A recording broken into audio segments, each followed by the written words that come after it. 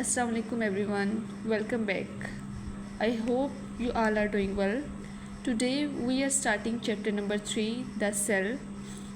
Before starting I have a question for you कि अगर मैं कहूँ कि आपके जिस्म में 30 ट्रिलियन से ज़्यादा फैक्ट्रीज़ काम कर रही हैं तो क्या आप इस बात पे यकीन करेंगे? ये फैक्ट्रीज़ आपको ज़िंदा रखती हैं और इन फैक्ट्रीज़ को हम क्या नाम देते हैं? सेल। तो सेल वो यूनिट है, वो फंक्शनल यूनिट है, स्ट्रक्चरल यूनिट है जो कि एक लिविंग ऑर्गेनिज्म को ज़िंदा रहने के लिए ज़रूरी है। मतलब जो प्रोटीन सिंथेसिस जो भी है वो सब कुछ कहाँ पर होगा? सेल में। तो इसीलिए सेल को हम बेसिक यूनिट ऑफ लाइफ भी कहते हैं। In this lecture we will learn about what is cell, who discovered the cell and what is the structure of cell, who discovered nucleus, differentiate between prokaryotes and eukaryotes.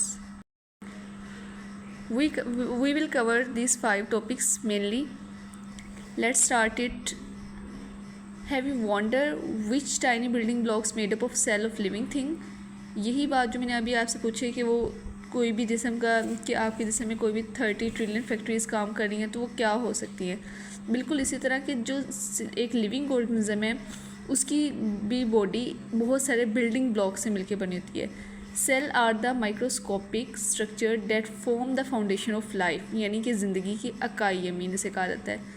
Cell are the units that carry out all the function necessary for life, मतलब जो भी ज़िंदा रहने के लिए जो भी function किए जाते हैं, जो फंक्शन ज़रूरी होते हैं वो सब कौन परफॉर्म करता है? सेल परफॉर्म करते हैं।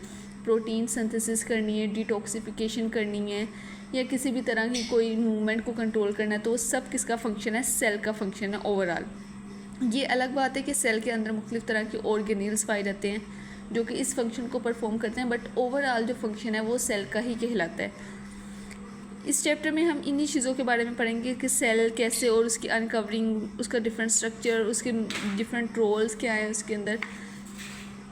जैसे मैंने आपको बताया कि एक सेल में मुख्तलिफ तरह के ऑर्गेनील्स है जो कि अपना फंक्शन परफॉर्म करते हैं। अब यहाँ पे भी यही है, cell is like a city, कि सेल किस तरह एक सिटी की तरह काम करते हैं। मतलब सिटी में भी हर वाटर के लिए अलग रखा जाता है, अगर इलेक्ट्रिसिटी मेंटेनेंस है उनके लिए अलग रखा जाता है। बिल्कुल इसी तरह a cell is like a busy city. For example in a cell there are structure that produce energy like power plant of the city. अब जो एनर्जी की यहाँ पे बात करें वो माइटोकॉन्ड्रिया सेल में परफॉर्म करेगा। यहाँ पे जो भी एनर्जी की रिक्वायरमेंट होगी उसके लिए एक अलग डिपार्टमेंट यहाँ पे बनाया जाता है। Some structures process and transport material जैसे कि रोड और डिलीवरी सर्विसेज वो एक अलग डिपार्टमेंट देखेगा। अदर स्ट्रक्चर के कुछ रिमूव या ब्रेक करना है, वेस्ट मटेरियल उसको रिमूव कर देना है, डिस्कार्ड करना है, लाइक वेस्ट डिस्पोजल यूनिट एक अलग यूनिट है। Finally just like a city has a government, a cell has a nucleus. जिस तरह एक सिटी में गवर्नमेंट पाई जाती है जो कि उस चीज़ को सबको कंट्रोल करती है, बिल्कुल इसी तरह जो सेल है उसके अंदर न्यूक्लियस पाया जाता है। न्यूक्लियस को ब्रेन ऑफ सेल भी कहा जाता है जो कि पूरे सेल की सारी वर्किंग को कंट्रोल करता है। That direct its activities by giving instruction for every function of the cell। अब न्यूक्लियस ही है वो बताएगा कितनी प्रोटीन यहाँ पे सिंथेसिस होंगी। न्यूक्लियस ही है जो बताएगा माइटोकॉन्ड्रिया को कि अब पावर की ज़रूरत है या नहीं है। न्यूक्लियस ही है जो कि मटेरियल की मूवमेंट को कंट्रोल करेगा कि सेल मेम्ब्रेन सेल वॉल से मटेरियल की यानी कि वो अंदर आ सकेंगे, इनवर्ड और आउटवर्ड मूवमेंट को वहीं पे कंट्रोल करेगा। तो इस सब किसका फंक्शन है? यहाँ की जो सेल की गवर्नमेंट है वो कौन है? न्यूक्लियस है। सो ये जो क्वेश्चन बन जाएगा वो ये है कि how cell is like a city, कि कैसे सेल एक सिटी के तौर पर काम करता है। नेक्स्ट अब जो हमारा मेन टॉपिक है डेट इज़ सेल। सेल को क्या कहा गया है कि बेसिक यूनिट ऑफ लाइफ है, यानी structural and functional unit of life है। Every organism is made up of cell. अब वो ऑर्गेनिज्म प्लांट हो, एनिमल हो या कोई भी तरह का माइक्रो ऑर्गेनिज्म हो तो वो सब किससे मिलके बने हुए हैं? सेल, यानी cell basic unit of life है। Cell is the basic unit of life just as bricks are the building blocks of house. जैसे कि हम घर बनाने के लिए ईंटों का इस्तेमाल करते हैं, बिल्कुल इसी तरह एक लिविंग ऑर्गेनिज्म को बनने के लिए सेल की ज़रूरत होती है, यानी सेल ब्रिक्स के तौर पर काम करता है।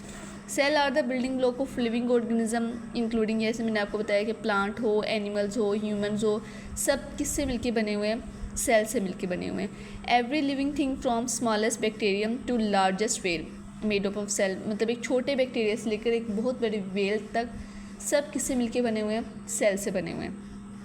Most of the cells are very small, कुछ सेल्स इतने छोटे होते हैं कि हम उनको आम आँख से नहीं देख सकते except microscope, can not be seen by the naked eye, despite their size cell are very complex and carry out all essential function to keep the living thing alive and functioning. अब इतना छोटे होने के बावजूद भी एक cell को जो भी वर्किंग की ज़रूरत होती है, जो फंक्शन की ज़रूरत होती है, वो सब उसके अंदर कम्प्लीटली मुकम्मल तौर पर होते हैं। जैसे एनर्जी की ज़रूरत होगी तो एनर्जी भी उसको प्रोवाइड की जाएगी, प्रोटीन की ज़रूरत होगी वो भी उसके अंदर बनेगी, लेकिन उसका साइज़ बहुत छोटा है। सम सेल्स आर लार्ज इनफ, इतने बड़े होते हैं कि उसको हम देख सकते हैं, जैसे कि आम आँख से देख सकते हैं। The egg cell of ostrich, यानी किसका, ऑस्ट्रिच का egg cell. A unicellular green algae acetabularia and unicellular giant amoeba, ये वो हैं जिनके सेल हम नेक्ड आई से देख सकते हैं, काफ़ी बड़े होते हैं, लेकिन कुछ बैक्टीरिया, कुछ चीज़ें ऐसी हैं जिनके सेल्स बहुत छोटे होते हैं, उसको हम नहीं देख सकते आम आँख से। तो यहाँ पे जो बन जाएगा कि व्हाट इज़ सेल्स, सेल्स क्या हैं, मतलब स्मॉलेस्ट और बिगेस्ट, इनमें MCQs बन सकते हैं, तो आप मार्क कर लें साथ में। अब अगर आ जाते हैं हम स्ट्रक्चर ऑफ सेल पे, कि सेल का स्ट्रक्चर कैसा होता है, वो फर्दर हम आगे उसकी एक्सप्लेनेशन पढ़ेंगे, उसका पूरे स्ट्रक्चर को देखेंगे कि उसमें कौन कौन से ऑर्गेनेल्स हैं, और साथ में उसकी डायग्राम को लेबल भी करेंगे। स्ट्रक्चर ऑफ सेल है, the basic structure of cell was discovered by English scientist. सबसे पहले किसने डिस्कवर किया, रॉबर्ट हुक। यहाँ पे ये MCQs बनता है हमेशा, क्योंकि बहुत सारे बच्चे रॉबर्ट हुक और रॉबर्ट ब्राउन में ज़रा कंफ्यूज हो जाते हैं कि सेल को किसने डिस्कवर किया था और न्यूक्लियस को किसने। तो रॉबर्ट हुक आपने याद रखना है, हुक ने सेल को डिस्कवर किया था। 1665 यूजिंग अ सिंपल, क्या उस टाइम माइक्रोस्कोप इतना नहीं था, कि इतना एडवांस लेवल पे नहीं था, तो उन्होंने अपना ही एक माइक्रोस्कोप जिसमें एक लेंस, 2 लेंस लगे हुए थे, एक जहाँ से देखा जाएगा और दूसरी साइड पे, मतलब एक बिल्कुल सिंपल सा माइक्रोस्कोप बनाया था। Hook examined a thin slice of cork यानी कि जो दरख्त के ऊपर छाल होती है उसको एग्जामिन किया था, and discover tiny box like structure. उन्होंने देखा था कि बिल्कुल छोटे छोटे बॉक्स लाइक स्ट्रक्चर हैं, और उस स्ट्रक्चर को क्या नाम दिया था, सेल्स नाम दिया था। He could not study the detail of internal structure, वो इंटरनल स्ट्रक्चर की सेल की डिटेल नहीं पढ़ सके, बिकॉज जैसे मैंने आपको बताया कि लैक ऑफ एडवांस माइक्रोस्कोप मौजूद नहीं था। However in 19th century the quality of microscope, जब 19th सेंचुरी आई तो माइक्रोस्कोप की क्वालिटी बहुत बेहतर हो चुकी थी। In 1831 while studying plant cell under microscope, Scottish scientist कौन था, रॉबर्ट ब्राउन, क्या डिस्कवर किया था, न्यूक्लियस। जो भी मैंने बताया कि रॉबर्ट हुक और रॉबर्ट ब्राउन में ज़्यादातर बच्चे इसमें कंफ्यूज हो जाते हैं। रॉबर्ट हुक आपने याद रखना है सेल, ब्राउन से याद रखना है न्यूक्लियस।